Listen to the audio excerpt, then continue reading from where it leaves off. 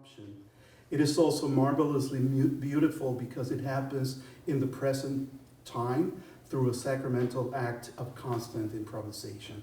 So I'm deeply grateful to be among you and honored to introduce to you Robert Carroll. Please, Bob.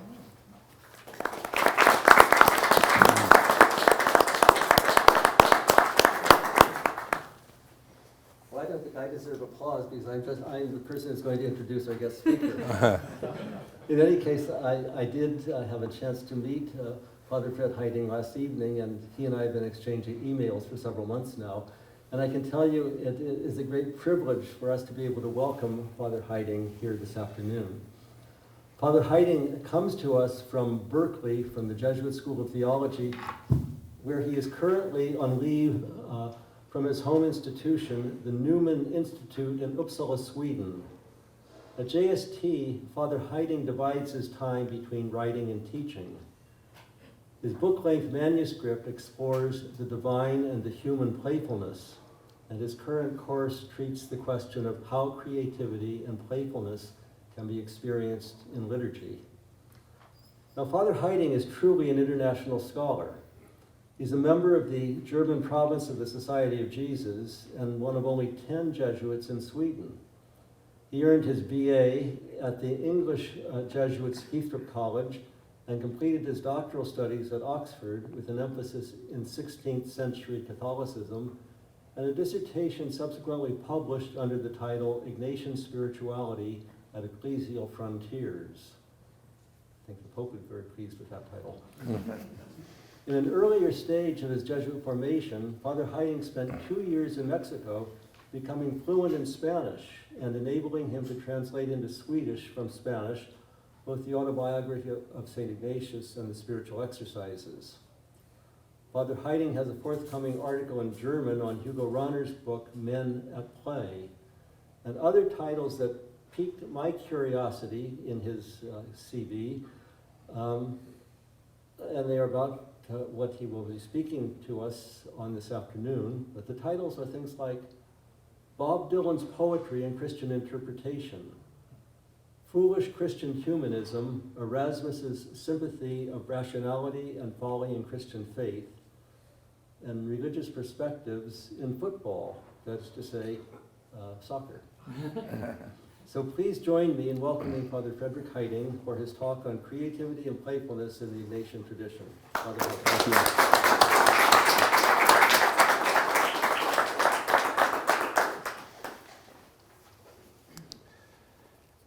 Imagine that you are on your deathbed. Envisaging this final moment, one attempts to predict what decision one in retrospect would have liked to have made in life. This is one of the prayerful exercises in the exercises of Saint Ignatius Loyola, the founder of the Jesuit order. Literally, Ignatius says, consider what procedure and what criteria I would then wish to have followed in the present election. So it's about life choices, and you stand before God envisaging that you're lying on the deathbed, and what would you then sort of like to have decided? Yeah? Many people, or few people, I should say, probably come up with the idea, well, regretting at the end of their life, why didn't I play more? Whereas many people at the end of their life, they think maybe, why did I work too much? Yeah? So the few people regret at the end of their life that they have worked too much, but probably that they should have played more. Everyone can go to their own prayerful consciousness and reflection and consider this scene.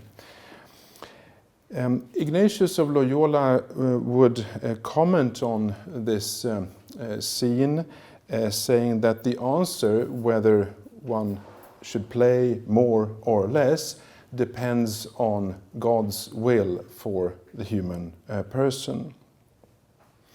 Let us start with some definitions.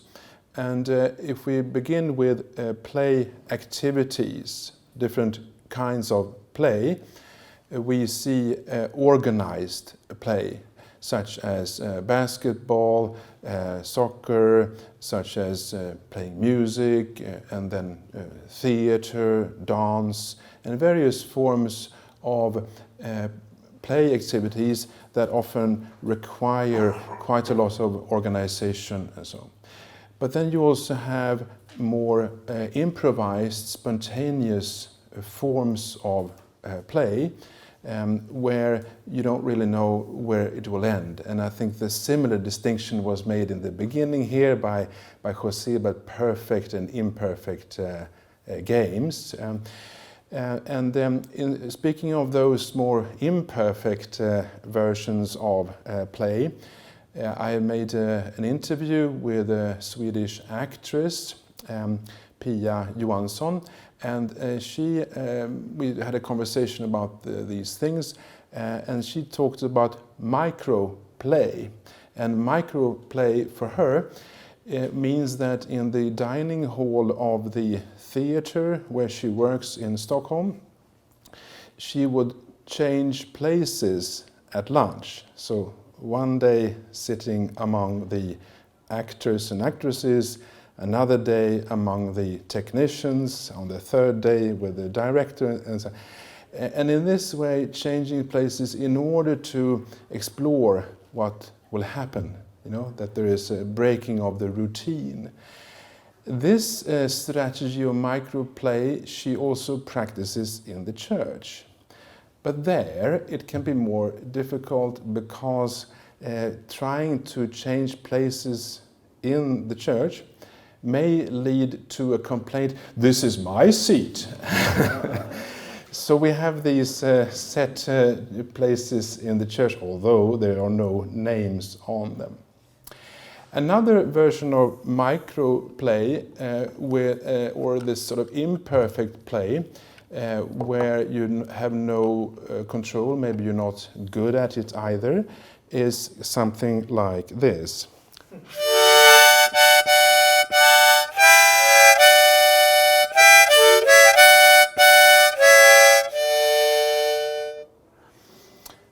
So this is a kind of a small intervention throughout the day that one can practice. Yeah? The background is I'm not a perfect musician. Okay? So these are various play activities. But then there is something which is called playfulness. And playfulness is a mood, some scholars say, but you can also say that playfulness is an attitude. It's a dimension, a potential attitude and dimension in, I would say, in everything we do in life. So the playfulness is an attitude within certain situations. If we go to basketball or soccer, you can consider this sport as a play, as a game, but the way you perform, the way you play, could be either very strict and organized, or it can be playful. So you have that kind of distinction. And the sort of an insight I've made, or like an argument I have, is that playfulness could be both in work and in recreation. There are other distinctions to come, but let's begin with recreation and work. So the spontaneous sort of instinct is probably to think about play or playfulness as something related to the spare time activities, like a hobby for recreation. But it's also possible to be playful at work. At least that is the case with the Donna Strickland, who is a Nobel laureate in physics. She has done pioneering research in the field of laser, and she won the Nobel Prize in Physics in 2018.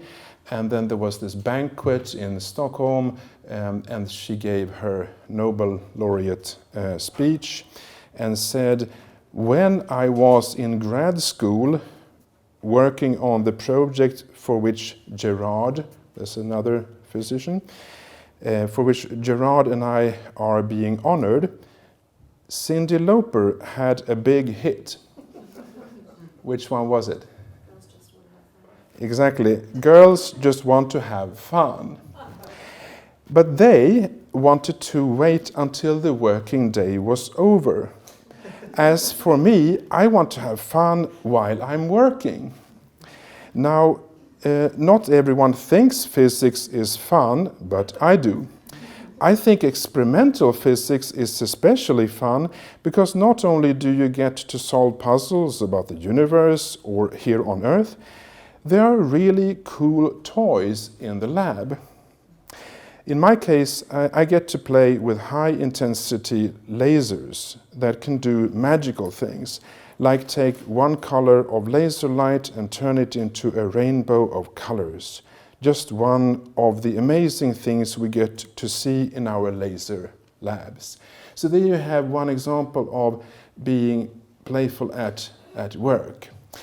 The critical one among you say that this example has been taken or been selected through the Swedish speaker wanting to brag about the Nobel Prize and about Stockholm.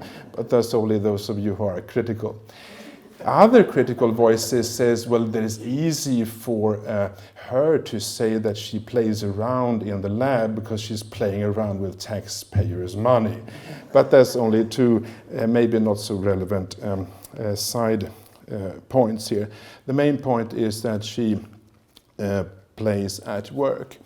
Another sort of distinction or dichotomy that we want to dissolve here is between what is important and unimportant. Play or playing is, I would say, from a spontaneous point of view, something unimportant. Whereas work and family life, or what it might be, is considered to be very important. And then, if we are lucky, we are able to engage in some sort of game as a relaxation. But these things also go together or somehow blurred, important and unimportant. John Paul II, Pope John Paul II said, of all the unimportant things, soccer is the most important. You see? And this is just one example of many, that what's unimportant is, you can't tell the difference. Or here in Los Angeles, basketball, do you consider it to be unimportant or important? No. And we can then let's go to a definition of what is meant by play. And one of the key thinkers in this field is Hugo Rahner. Hugo Rahner is the brother of Karl Rahner. He's a person in his own right, of course, but Karl Rahner, the theologian, is mostly more well known. But his brother Hugo Rahner, he was a patristic scholar, church fathers, medievalist, and so forth. And he wrote a groundbreaking book in 1948 called Der Spielende Mensch, translated as Man at Play. This is something that he writes in 1948. Remember, this is 3 years after the Second World War.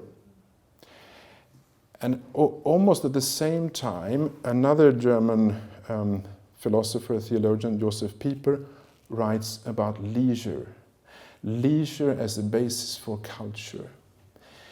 And I make the point of when these documents are written, when these texts are written, they are written just after a big disaster, just after a catastrophe for Germany, but also for the whole of Europe and so forth.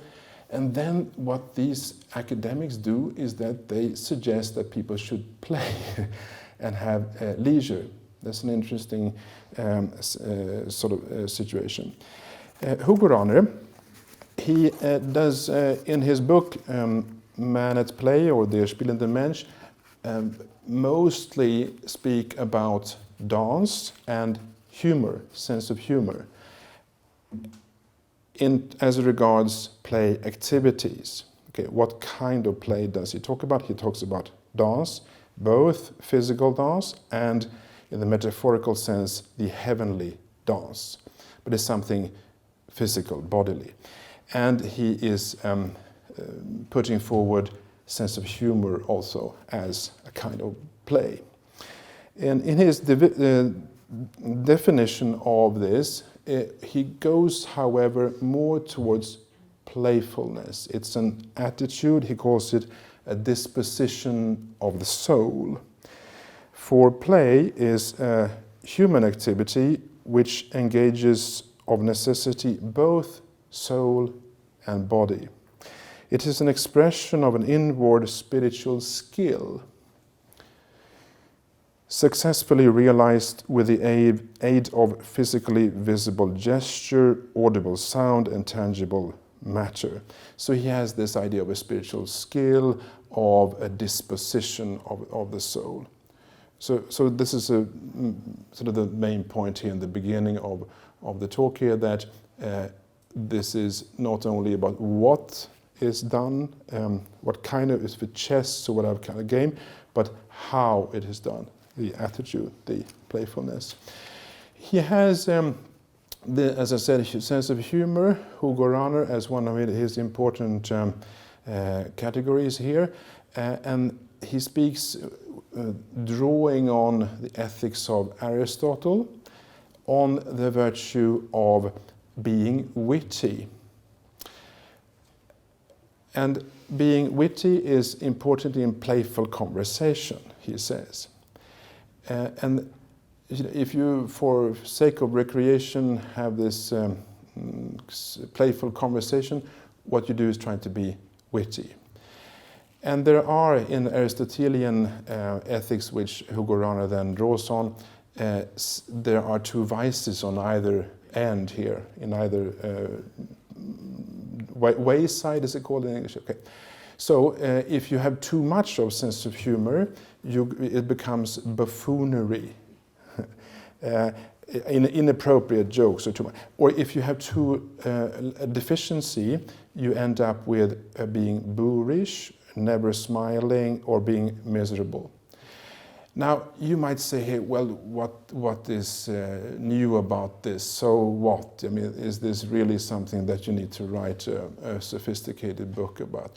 Well, if we discover, if we go through confession guides to confession, at least in the Catholic Church, where they prepare you in the season of Lent for Easter, you would find things like, well, have you not prayed enough? Have you done inappropriate things to your neighbor? Have you stolen anything? And you have a list of certain sins.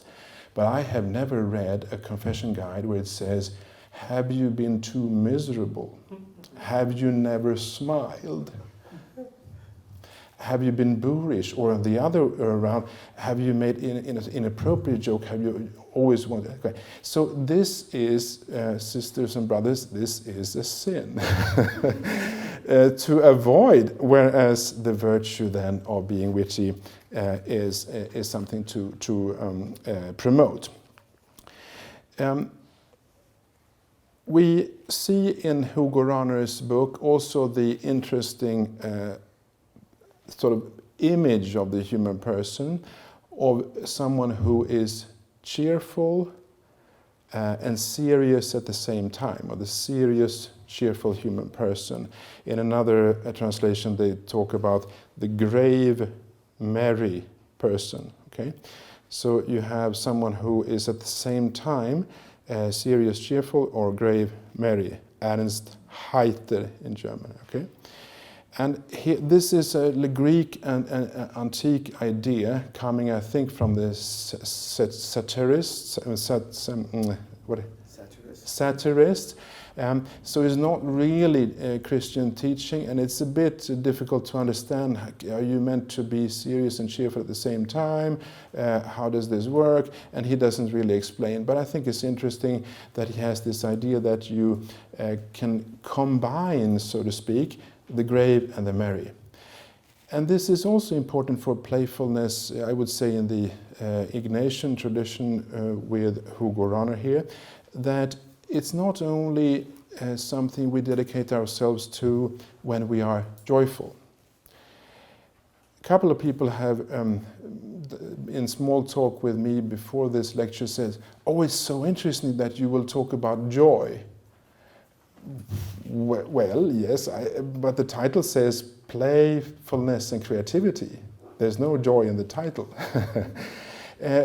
Because there is joy, of course, in being playful, but what we are suggesting here is that this can also be relevant to be creative and playful in situations of sadness, desolation, of tears. And then you have sort of like a situation in which the laughter and the tears go together, or as Plato says, playfulness is the sister of seriousness. And there are various kinds of these seeming dichotomies of two alternatives that we believe are separate, sad or joyful, and tears and laughter and so on. But instead of viewing the games and the play as exclusively in situation of wealth, joy, happiness, comedy, and whatever, we might see it as a deeper dimension in all those situations. Hugo Rahner, he received criticism for this point, and I will sort of try to defend him, because I think his argument is a good one. But there was a critique against this view, which I have just summarized now, by another theologian called Jürgen Moltmann. Jürgen Moltmann had positive things to say about Hugo Rahner's view of dance, and he acknowledges that. But he says, Jürgen Moltmann, in response to this serious, cheerful image of the human person, that this sort of attitude doesn't respect the suffering of Jesus Christ. Secondly, it doesn't acknowledge, it's not fitting when people are in sickness, when they are dying, when there is pain and suffering. Because, says Jürgen Moltmann, this is not earthly enough. This is not the human reality, because when someone is in pain and agony and sick and so forth, there's no space for humor. And in terms of Jesus Christ, we should not even think about the resurrection until we first of all have gone through the passion of Jesus. And Jürgen Moltmann has several other critiques. Yeah? But if we just continue a little bit with this, here we might say that, well, yes, why not try to see things from a positive light? Why not attempt to be humorous in a situation which is very difficult? But then there comes like a critical example. Well, what about suffering? What about cancer? You know, can you be serious and cheerful with that kind of news? And I bring up this topic about human suffering because play, in some other cases, are related to success, to be prosperous and winning. There's even a book called Winning Through Play or something like that, describing companies in the business world, and these companies would promote, they would facilitate play in the office building so that the employers become creative in order to make better products. And I'm not against that at all. I have a background for many years in business back then, so I'm not hostile to the business world. I'm only saying that this view on play of being almost like a bit instrumental, that if you do play, you will become creative and then you will reach a better product on the market. Okay, so instead of that, I wanted to address this situation of sickness.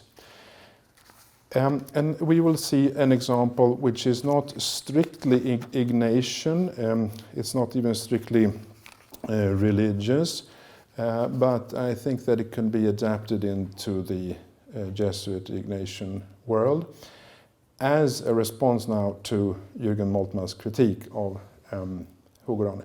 Namely, that there is a phenomena in Stockholm, in Sweden, of clown medicine. Clown medicine, or sometimes under the name clown therapy, means that professional clowns, with the whole outfit, with a red nose and funny hats and a special kind of clown clothing that you would see in the circus, they have a network, like an organization, and they have visited sick children, first of all, in Astrid Lindgren's Children's Hospital in Stockholm. The famous author Astrid Lindgren with her books. She then founded a hospital, and there 25,000 children have received visits from these clowns to cheer them up and to make life a bit easier. And then, as from the year 2014, the clown medicine organization began to visit hospice, the institution where people are dying. Before doing so, they had a conversation among themselves and with the people in the staff of the hospice, being uncomfortable with this idea of bringing in clowns into the hospice. Would it be provocative? Is this controversial? Do adults think that clowns are funny or not? Is that something for children? Especially when you are dying, are you going to bring in these clowns? So there was this reflection, but a report was written in a year ago or so, also published extracts from it in the morning paper, about like an evaluation. And let us just see one example of how this works. The clowns then, they spend 2 hours in the hospice every fortnight and visit the patients, the dying patients, their parents, and also members of staff. And they meet them in the corridor, it could be in the dining hall or so, in the common rooms, or in their bedrooms. And the clowns, they use various techniques, such as singing, dancing, music theater. They have balloons, paper flower, and filming, and who knows, maybe the harmonica has a position there too. The patients are then they are invited to say, accept this invitation or to decline. So there's first of all, they are not imposing this. They would ask, and then there are certain witnesses of when they do enter the bedroom there, and it requires great sensitivity, attentiveness, and flexibility, is what they say in this report here. And there was a clown together with his colleague who visited one of the dying patients. And the story goes like this. On the first occasion, the man was asleep. An elderly man with 3 daughters. We happened to meet 2 of them in the corridor. since they looked so expectant and happy, we put on the music of Swan Lake, and all 4 of us danced 4 little swans together. This was a wonderful moment with a lot of laughter. On the second occasion, the 3rd daughter was present.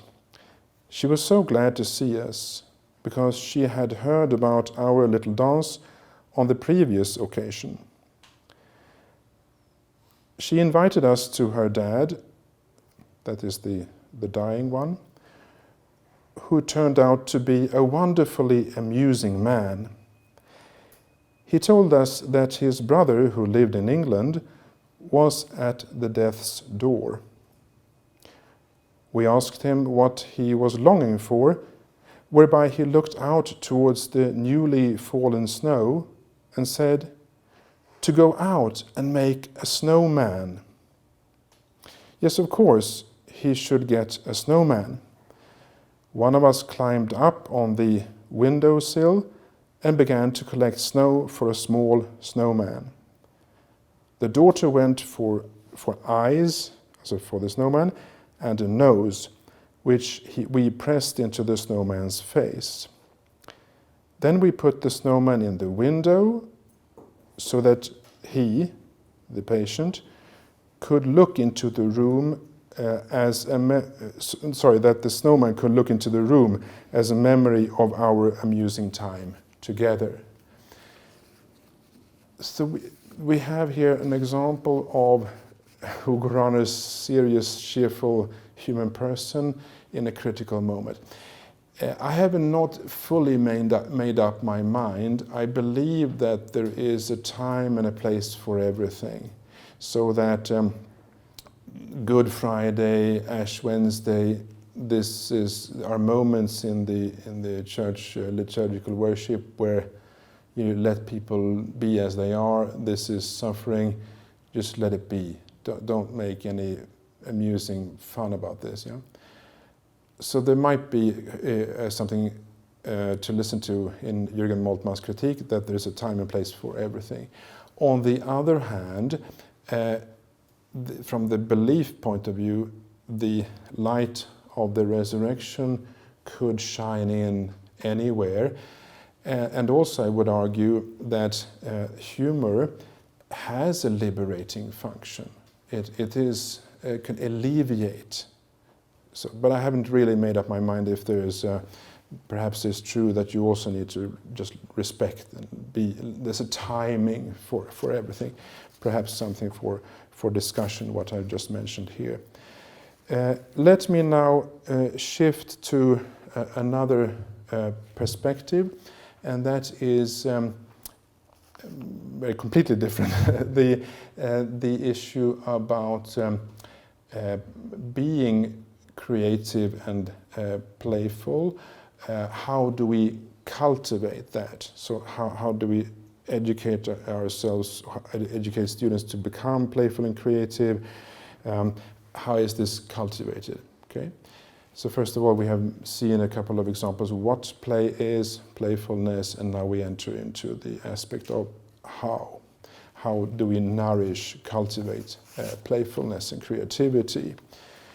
In the Ignatian tradition, it would be important, of course, to understand the human being as an image of God, and then God is the creator. So the creativity is always related to the creator.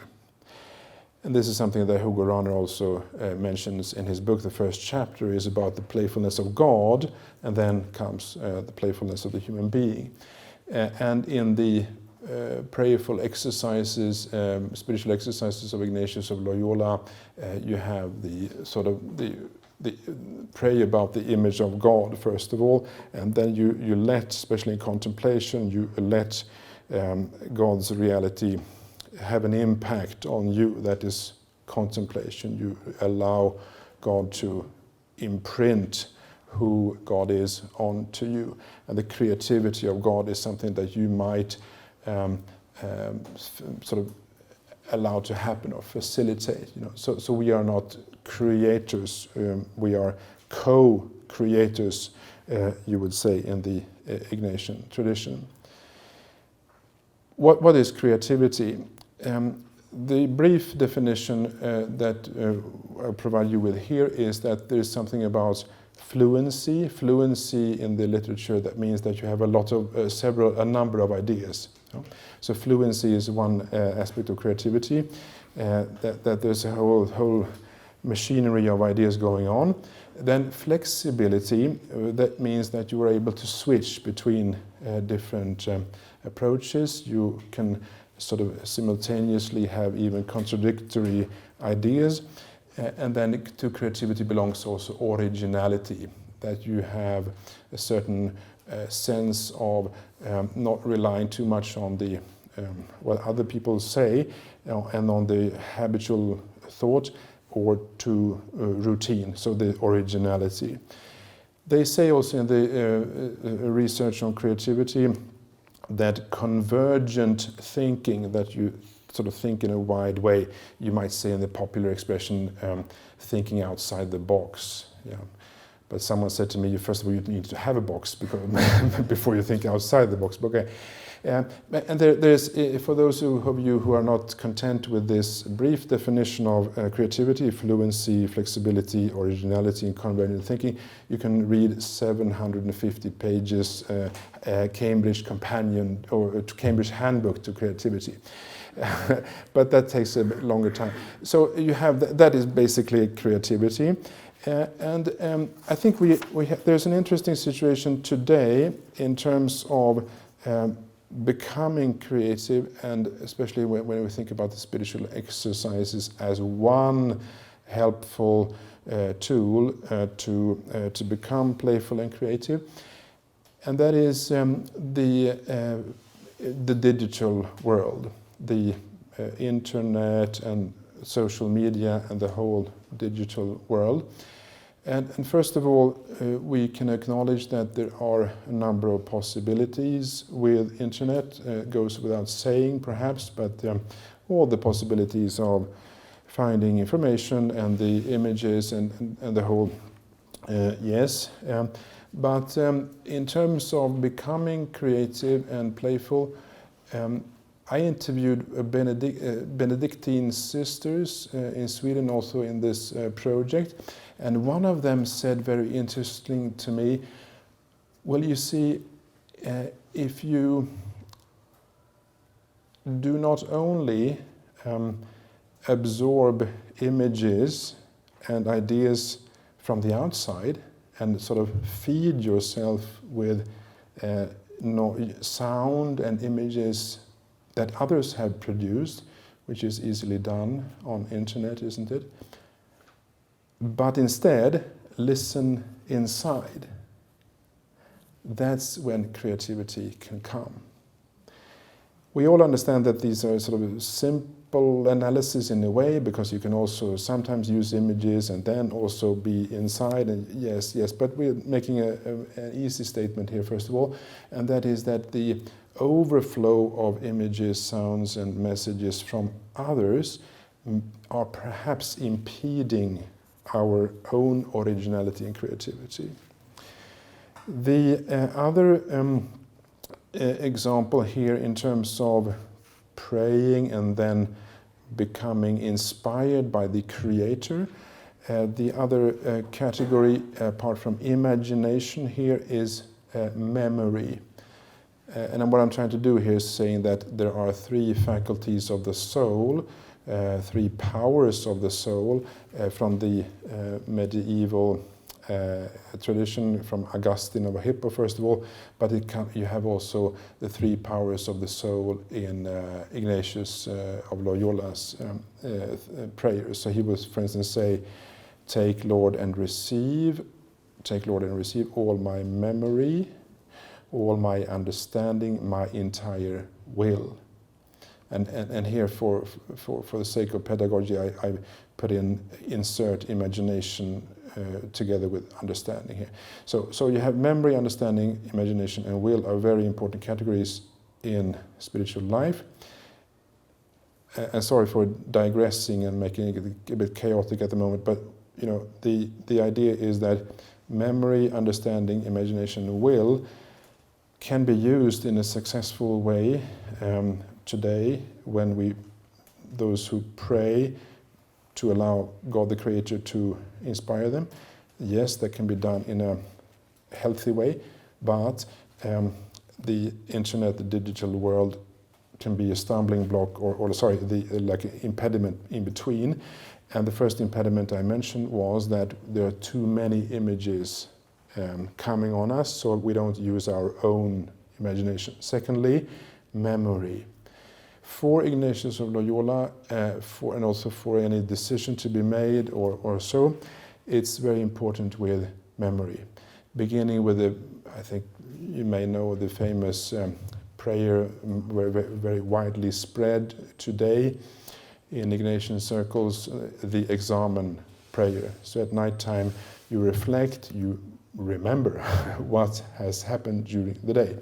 But there's also other ways of using memory, especially if you want to take a bigger decision. You remember, how have I been enthusiastic, what has made me enthusiastic and inspired and so on over the last couple of months or years. And there's a wealth of information, those things that I remember over, yes, I have always been on this kind of road, which is a good one, and let me continue with that. Okay, there's a whole richness of using memory, not only reflecting on the day, but reflecting on bigger period of one's past in order to be creative and be with God. And I suggest, this is terribly generalizing and simplistic, but I would say that we have destroyed our memory. People don't remember anything any longer. Well, this is a blunt statement, okay? But one example is that the attention span is maybe 7 minutes, and then even when you speak with people, I remember someone said to me, Fred, why don't we have lunch tomorrow? Oh, yes, wonderful, nice to have lunch. And then this person said, and I will send you an email to remind you. But I mean, you just said that you wanted to invite me to lunch tomorrow. You don't need to send me an email to remind me. This is one example of our life in which, there's a need to remind people of this and that. Or you need to remind students 7 times that the lecture begins. I'm not exaggerating. Sometimes you have. Also, another anecdote, I visited a vegetarian restaurant in Berkeley. And ordered some sort of vegetarian dish and paid for this, and then you get one of these, I forget the word now, but let's say a plastic thing of this size or something, and with a number on it to indicate my dish, okay? And then the cashier said, don't forget your number tag. But please, you just gave it to me a second ago. Yeah, well, these are just anecdotes, but I suggest that through the digital age, through internet, perhaps through other reasons, the capacity to remember seems sort of damaged. Okay, it's a bit of a blunt statement, but we can discuss. Thirdly, memory, understanding, imagination, and will. For the human being to be playful and creative, there has to be freedom. Freedom, that's what Hugo Rahner writes about in his, that's what Ignatius would tell you. This is also what other, Johan Huizinga is an important author in the field of playfulness. Freedom or liberty is important. Now, there is a kind of a virtue, healthy way of playing in which this is liberating, it's freeing, it becomes something that happens on good conditions. But there is also, in terms of games and play, this sort of risk of becoming addicted to it, or becoming dependent on the game or the play in question. That can happen with any kind of game, but what I'm suggesting here is that the mobile phones and other devices, could there be computers or so, all too easily make us addicted to them or sort of dependent on them. Again, I'm not a sort of a simple-minded prophet who is against everything. I work as an online editor of an online magazine, so this is, you know, there are mixed blessings, yes, but you know, there is something in our movements when we instinctively look, where is the mobile phone? Yeah. And why is this a problem? It's a problem for retreats. If you want to make a retreat, that is to say 5 days, 8 days in a convent, monastery, or in a retreat setting, there is no way to be able to pray half an hour, and do that 4 times a day, which is the standard. If you have this connection with a mobile phone in your instinctive psyche. So I now, from now on, ask, even instruct those who make retreats, please abstain from any digital device a week before the retreat, if possible longer. So it's a bit like fasting in Lent, you know. Don't eat too much meat. Okay, but that's just, I'm putting the things on the ground here, and it's a bit premature, the whole reflection. But there's something here I would say about the internet, the digital world, which of course Ignatius of Loyola, when he formed the spiritual exercise in 1548, hadn't the faintest idea about. But it has an effect on our spiritual exercises. It has an effect on playfulness and creativity. Would be my suggestion, and then we have a final. Okay, so yeah, thank you. I think there are questions and answers now. Yeah.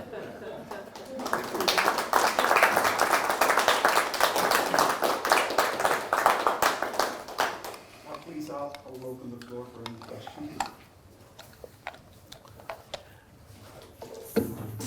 Many years ago, I read something by Wizinga, and I vaguely got the idea that there was something about the Middle Ages that was more receptive or more capable of grasping the relation of playfulness and work and all this, and that the coming of the modern world has somehow affected us.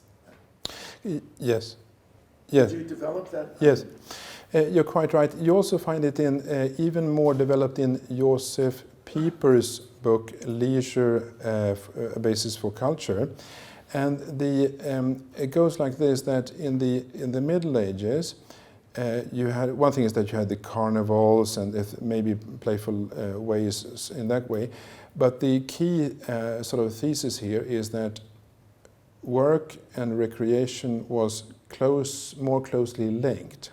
So you would, in the recreation, which meant mostly some sort of liturgical celebration, a feast in the church setting, was connected with life on the field, with a harvest or sowing or what it might have been, or other situations in society.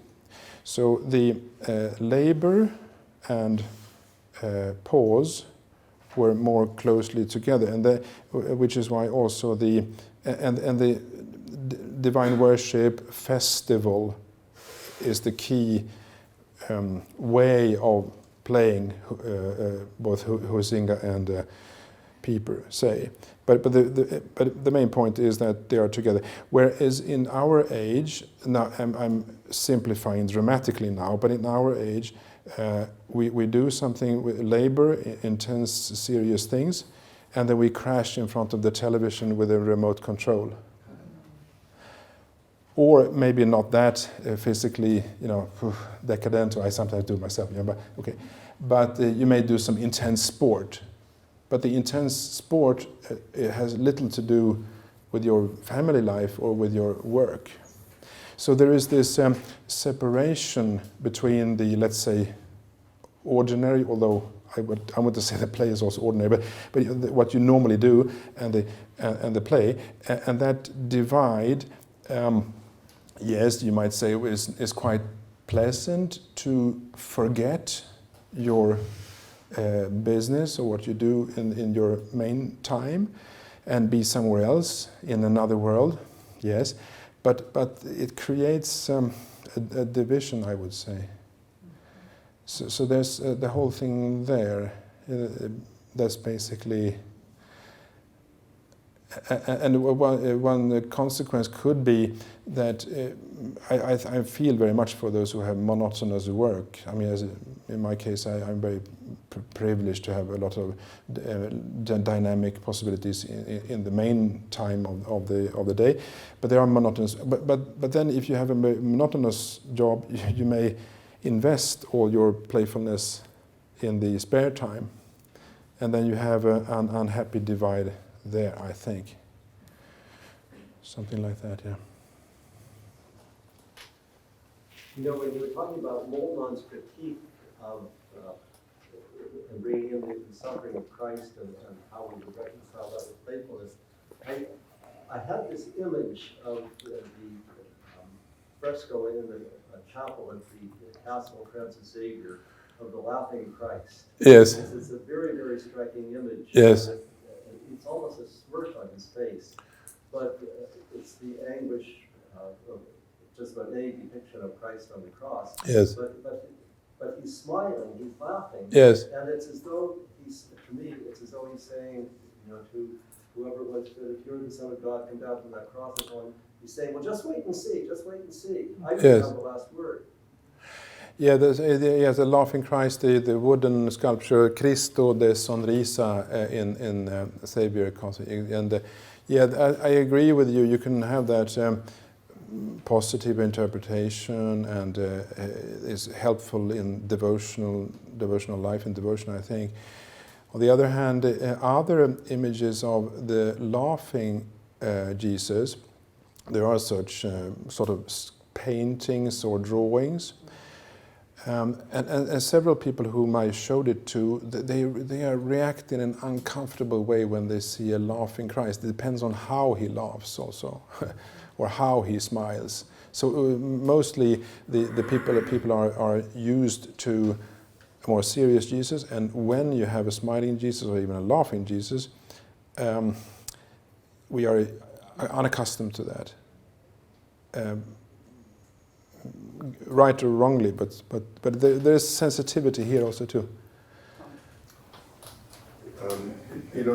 When you talked about the icon therapy in Sweden, it sparked something in my own imagination. I don't want to go back to the clown liturgies that we had in the late 60s, early 70s, right. Which got a little out of hand. Yeah. But there's something about humor and laughter that is really healthy and life-giving, and that was one of the themes that was coming through to me during your lecture. I think it's so important. It has a way of lightening our spirit, which is light to begin with, and so often our spirits become weighted down with too many things. That was the way I reacted to Moltmann's critique. One of my favorite biblical images is Psalm 104, where the psalmist says that God created the sea monster to frolic. Yes. It suggests a kind of divine sense of humor, and it really is the monster of the pagan creation myth that now has been turned into this playful animal to frolic in the sea for God's pleasure. So I haven't really put all this together, but it seems to me there's something really healthy about laughter, humor, a kind of ability to not to be unserious, but not to take things too seriously.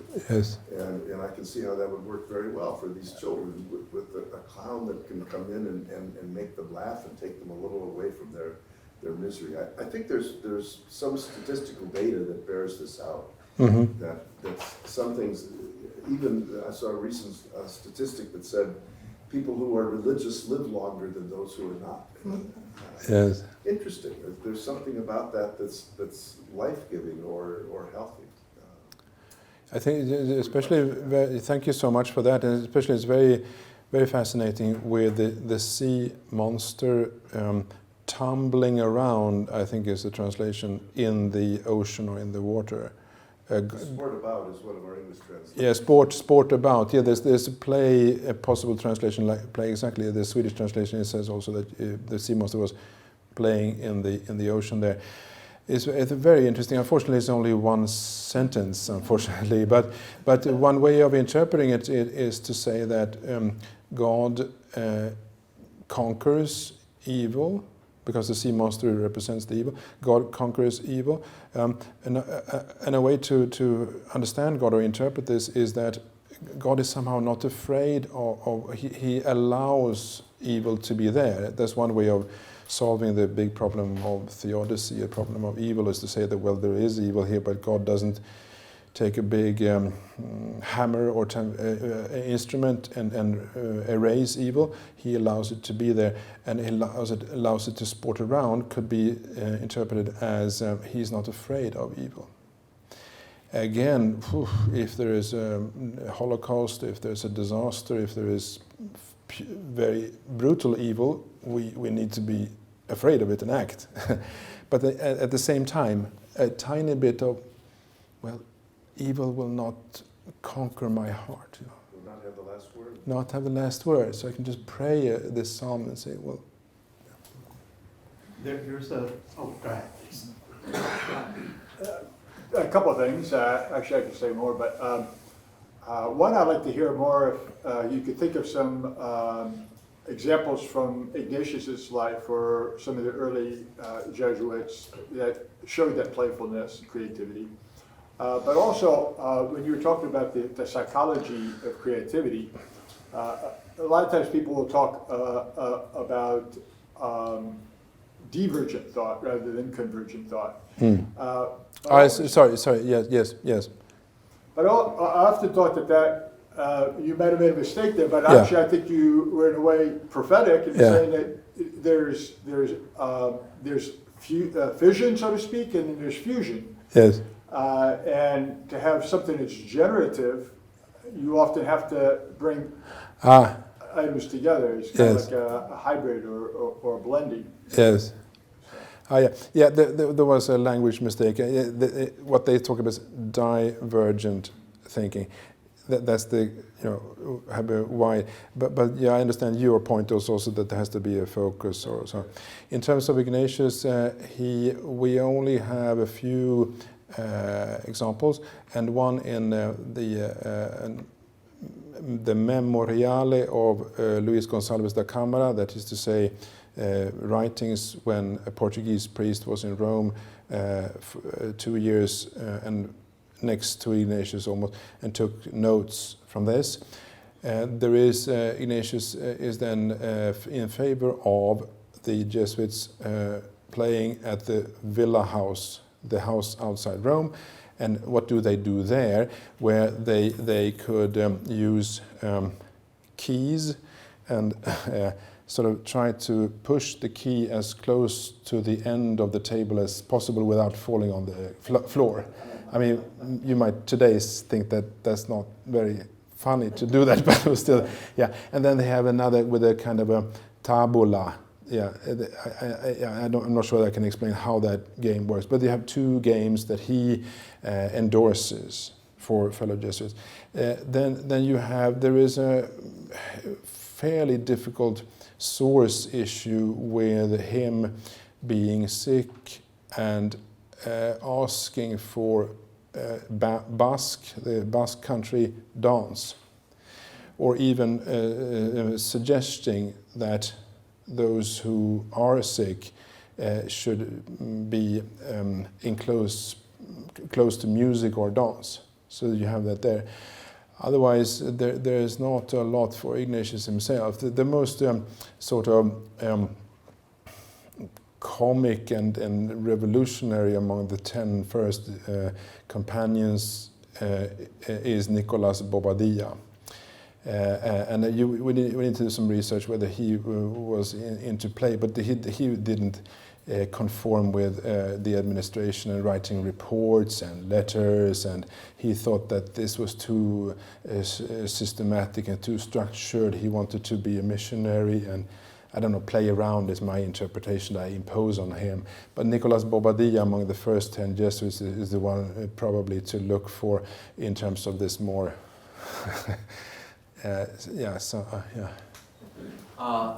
Loved so many of the creative ideas you brought up. I haven't read your work on Erasmus, but I think maybe I was being a little bit too narrow at first in thinking about play, because I think of a lot of Jesuit pedagogy in the late Middle Ages and Renaissance that involved plays.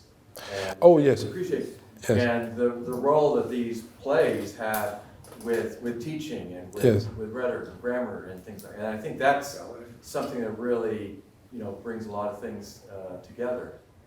Yeah, thank you so much for mentioning that, because when I responded to your question, I thought much about Saint Ignatius, the founder, but it was exactly the whole dance and theater and music was part of this too.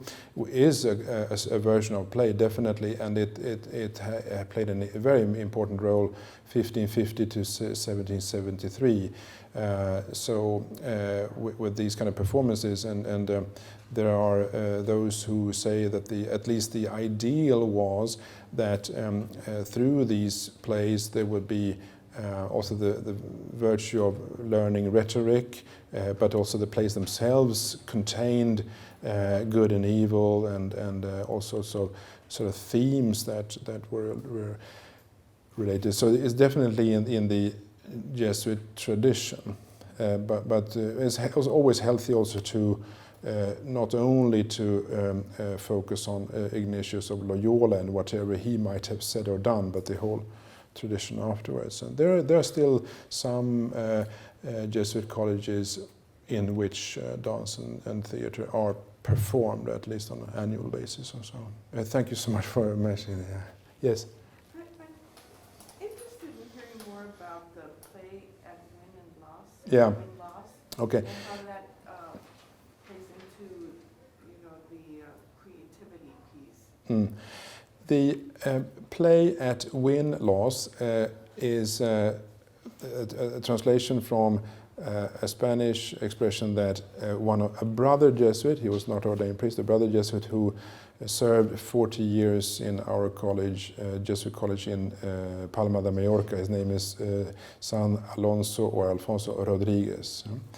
And he writes in his one of his reflections that the relationship with God could be described as someone who has full trust in God, and almost like a child has full trust in his or her mother. There is a family metaphor there.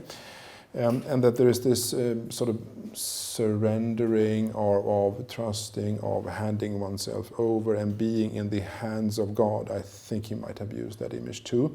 And the expression in Spanish is jugar a la gana pierde. Gana is win and pierde is lose. So you play at a win-loss.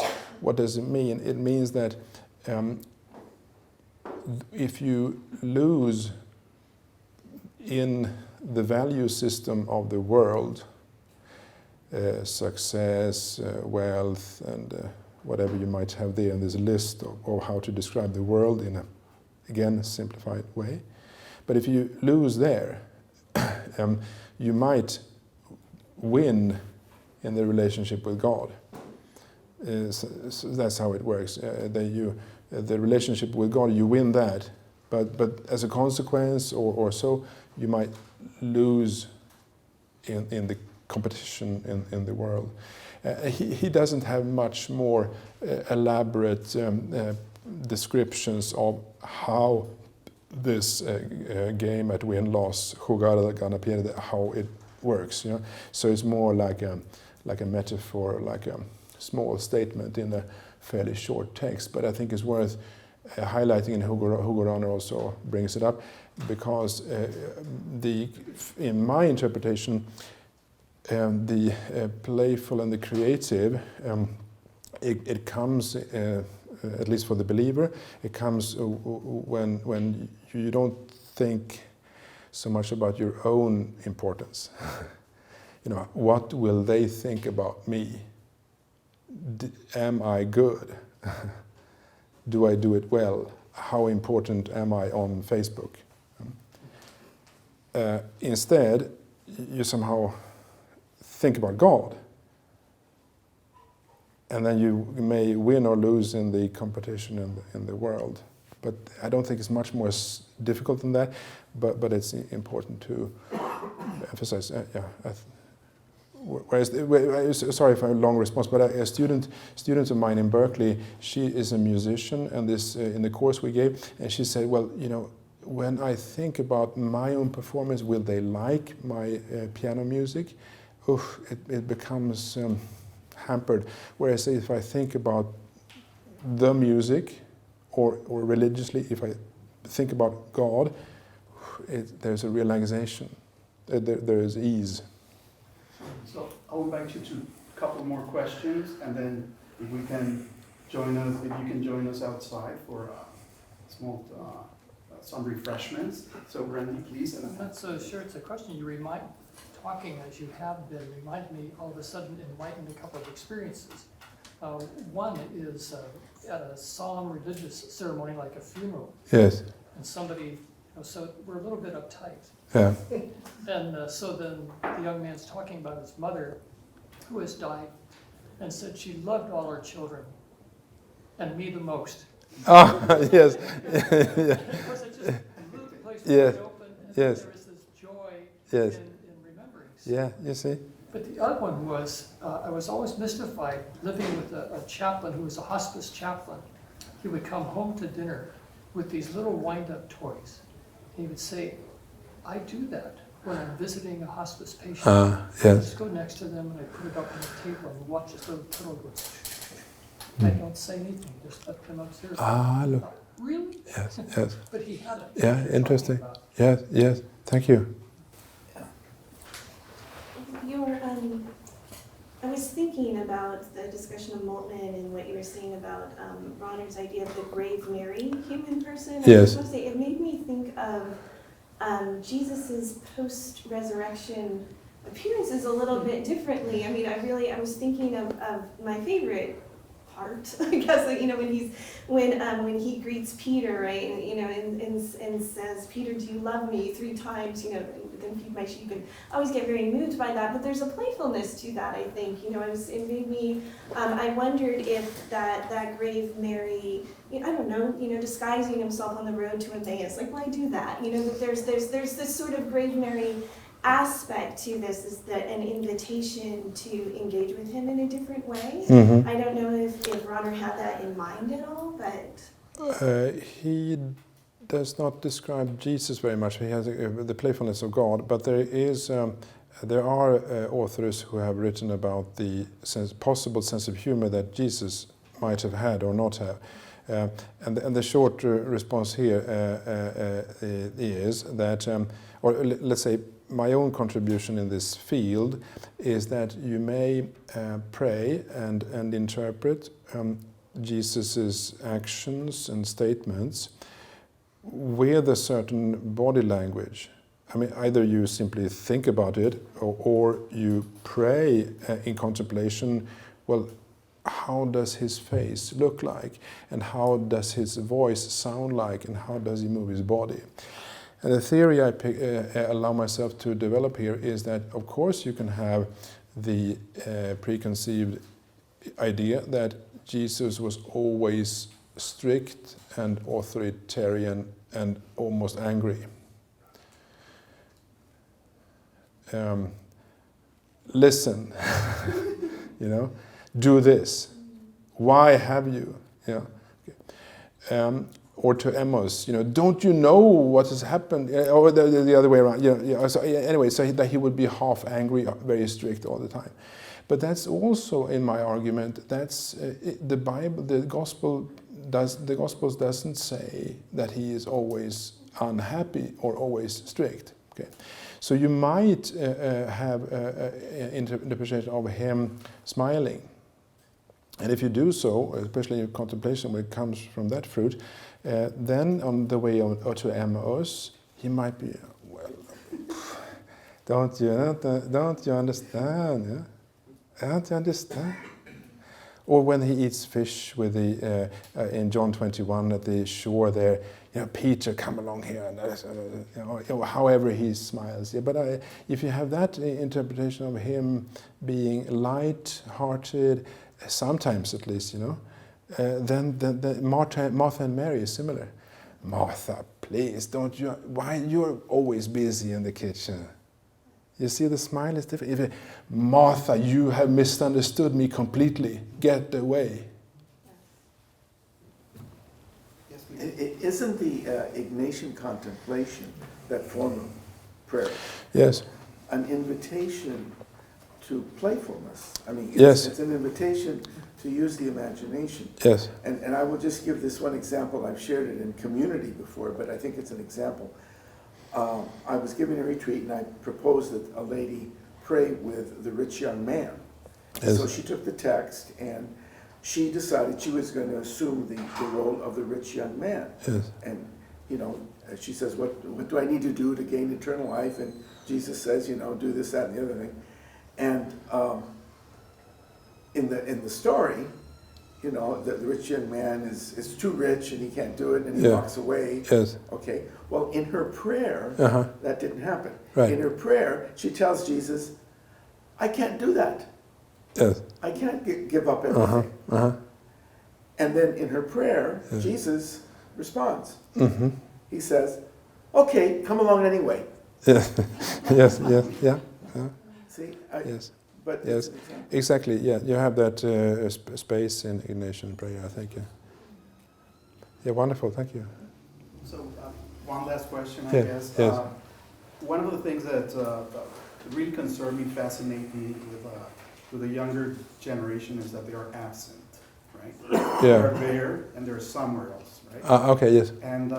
And it seems to me that one of the things that have triggered that absence is the speed of time and the way that we relate with time.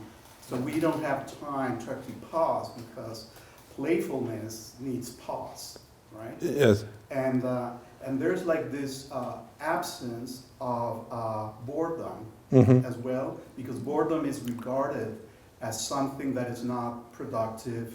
So there's my generation is the helicopter parents' generation. Yes. That we are loading our kids with all this series of activities because there is no time ever for anything. Right? Yes. And so I wonder if in this research of you, boredom, the way that I see it, is a principle for critical thinking and the start point for gaming and reflecting on everything. Yes. The bishop we have only one Catholic bishop in Sweden, a Carmelite Bishop Anders Arborelius. He recently said in an interview or in a text that previously people were afraid of hell, whereas nowadays people are afraid of boredom. But he said no one would ever die from boredom. So he has also identified something there that we need to fill the time. And I haven't reflected much on other people, but very briefly, my own experience is that, especially here in the time in Berkeley, when I go to the library and do not have any other distractions, after having read or written something, you feel so instinctively, well, what do I do now? I feel a little bit bored, even in the library. And then in the pause, if I don't do anything productive,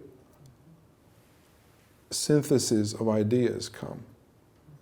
This is the intellectual playfulness, but still, in the relaxation where it's potentially boring, the mind makes good connections.